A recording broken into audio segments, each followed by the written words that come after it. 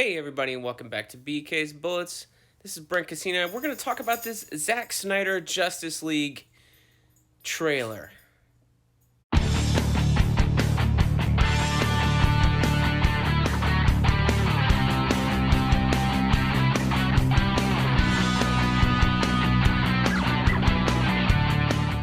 Hey everybody and welcome back to BK's Bullets. My name is Brent Casino. As always, I'm your host. Yes, I'm waiting for our family to go and I'm watching the Zack Snyder Justice League trailer on HBO Max's YouTube channel.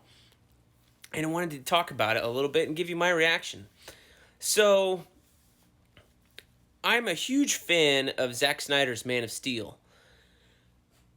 I was not a huge fan of Zack Snyder's Batman v Superman Dawn of Justice.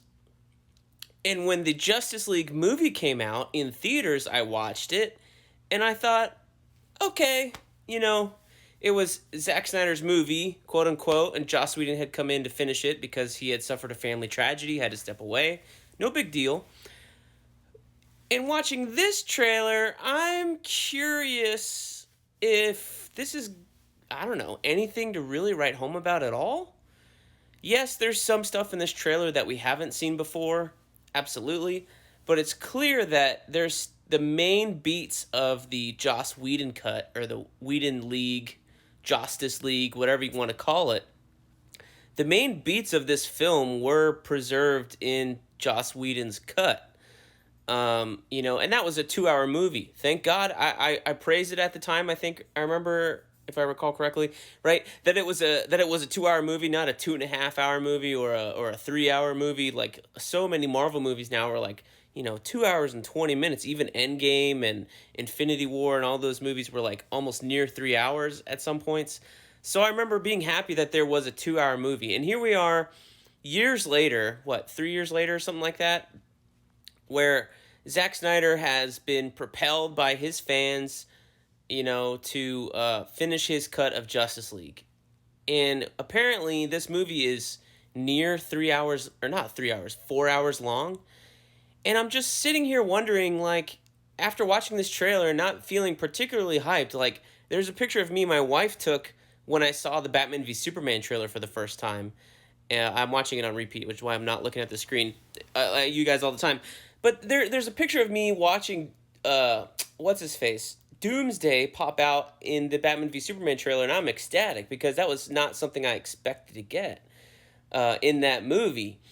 But here, having seen the Justice League movie and thinking it was okay, I was still interested to see this movie and see what the differences were, and I'm wondering going into it if there's not that much difference, honestly. But at the same time, if this is a 4-hour movie, how much was cut out? I mean, not cut out's not necessarily the idea. I think the main beats of the Justice League, we'll call it, the theatrical cut, are in this movie. There's just a lot that was excised or left out, or maybe some lines were changed. We know the whole thing of Flash landing on Superman's chest was a Joss Whedon thing, and even Gal Gadot did not want to participate. The design of Steppenwolf was changed, obviously, from the original. This design in here was what we saw at the end of Batman v Superman. And when he shows up with these red horns and stuff in the Justice League cut, it's why is the design changed? I don't know. Darkseid, we see him in this trailer. I don't know what to think about that. I think it's interesting that he's here.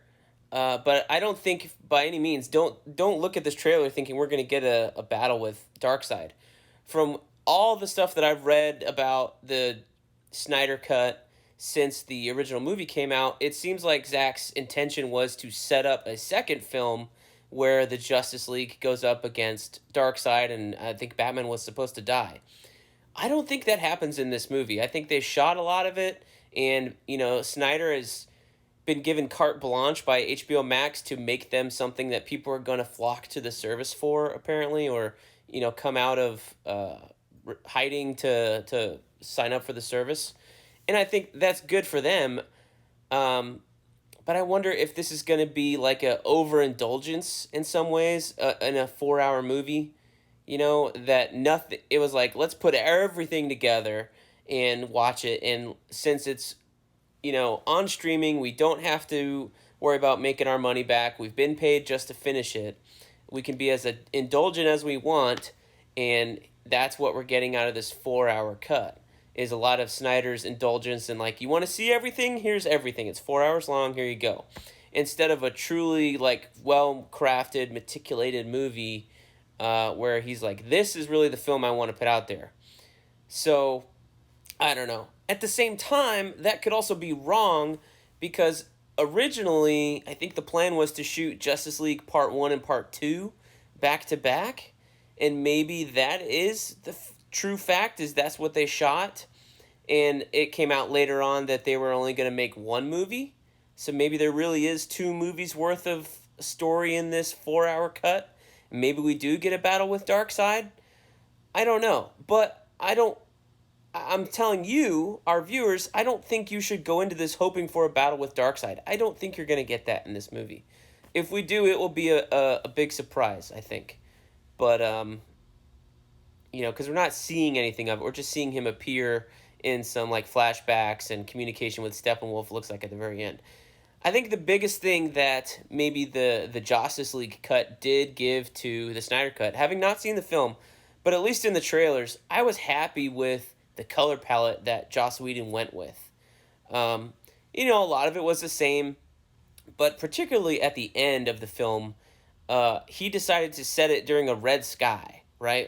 So the original trailers had all this stuff coming up in black, like at nighttime, of course, and then Joss Whedon decides, let's liven it up, let's brighten it up, let's set it against this red force field. And I like that because a long time criticism from me against a lot of these movies and TV shows that it's too dark and you can't see anything. Now, maybe it's not too dark when you're watching it in a theater, in a closed room with all the lights off, but this is a streaming show. You're never going to watch it in a completely dark environment, The same thing, my biggest complaint was with the Daredevil show, is it was too dark. They were mixing that on a stage, on some big TV screen or whatever, or a movie theater screen. And it's like, you guys, you're making a fucking Netflix show. Let's lighten it up a bit so we can actually see our characters do the work. So, I think the finale of this film, if it's the same finale as the theatrical cut over in Russia, is going to be the same kind of thing. It's going to be really dark, hard to see, and Batman is in this all black, his tactical suit. He's going to be hard to make out. Thank God Cyborg is silver, So, some new things in this trailer. You see the Joker in this nightmare version of Batman, the Batman with the goggles and the cape is back, holding a gun, which I really hated from Batman v Superman. I'm not looking forward to that part particularly, because Batman doesn't kill. Batman doesn't use guns, and Zack Snyder's Batman does kill. He kills some motherfuckers in the Batman v Superman trailer, that's for sure. Or Batman v Superman movie, by running him over with his tank. He's just careless with the loss of life of these bad guys. And the true Batman from the comics at his core does not do that. Like, that's one of the things that Nolan captured so well. Even though there was that little caveat at the beginning of Batman Begins, but he wouldn't kill the Joker, even though the Joker was a maniac in The Dark Knight. But, this Batman, I like Ben Affleck. I just wish it was a different version of Batman. And so I'm, seeing this again, I'm reminded that I'm, hesitant to get all excited about it. I'm preparing for disappointment the same way I was disappointed with Batman v Superman. So we'll see. And I think one of the things, right, also that Joss Whedon did with Superman was that he made him bright and shiny at the very end. And yes, the black suit is cool, and I do like Henry Cavill. I do like what they did in Man of Steel, where they were making a Superman that was actually had feelings and remorse and was scared, and was actually human. And a lot of Superman fans, oh, he's not supposed to be there, he's supposed to be above it all, blah, blah, blah. It's like, yeah, but it's still an interesting take. It's a more modern take, but if he's going to come out and be all pissy and black suit and edgy Zack Snyder-y, which probably he will, maybe I won't like this Superman. I don't know. I really like the Man of Steel I think it's a great film. Batman v Superman is a letdown in my opinion. So, I think one of the good things that Joss did was have Superman come out in the red and blue suit, and you did hear the Superman score in the background, which I kind of didn't like. It's like you really are pulling audiences out of this film and pulling their nostalgia for another film when you do that sort of thing. Or even I think Danny Elfman finished the score for that movie, so he tied in the classic Superman theme. He tied in his classic Batman theme instead of what was set up in the Zack Snyder universe, DCEU. So I think that's a bummer. Like, these films and soundtracks should stand apart on their own. And if you can't come up with a convincing theme, then maybe you shouldn't have the job at all. You know. But I think that was playing on that a little too much. But I did like that Superman at the end of the day in the Joss Whedon version of the film, the theatrical cut, was a bright and shiny Superman, and you had that nice moment with the Flash, with the race at the end. As corny and cheesy as it was classic, animated Justice League, and maybe that's what Joss was going for.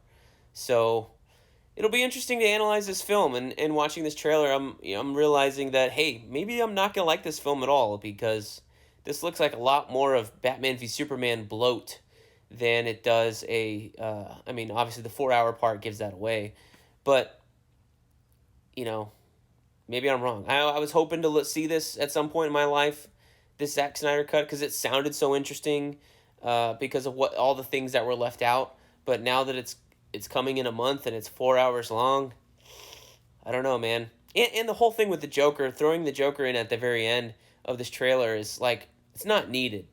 I didn't need to see this version of the Joker. I know that he wants to put it in here, but he just looks like a mess, and the whole messy lips part, that's Dark Knight Joker. You can't do messy lips after Heath Ledger did it. I don't think so. Not the next iteration anyway. I mean, I'm glad Jared Leto gets another crack at it, but he doesn't seem. I don't know. I like the weird kind of interpretation that they did in Suicide Squad, because he was over the top and stuff. I don't know what is going on here with this deranged Joker or whatever, with the SWAT vest and the messy lipstick. Just pull it together. Don't wear it at all if you're not even gonna take care of yourself in the future to make sure your lipstick's on point. Then why put it on at all? You know what I mean?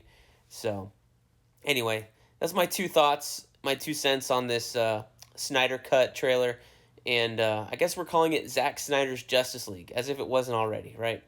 So, Justice League Director's Cut, I think, might have been a little bit better. But, obviously, what does that mean about the first film? So, anyway, we will talk about the film when it comes out. And I bet that will be a long discussion. So, thank you guys for watching. Keep it subscribed down below. Like, comment, share. All that stuff helps the channel grow. We will see you guys next time in the Funny Pages.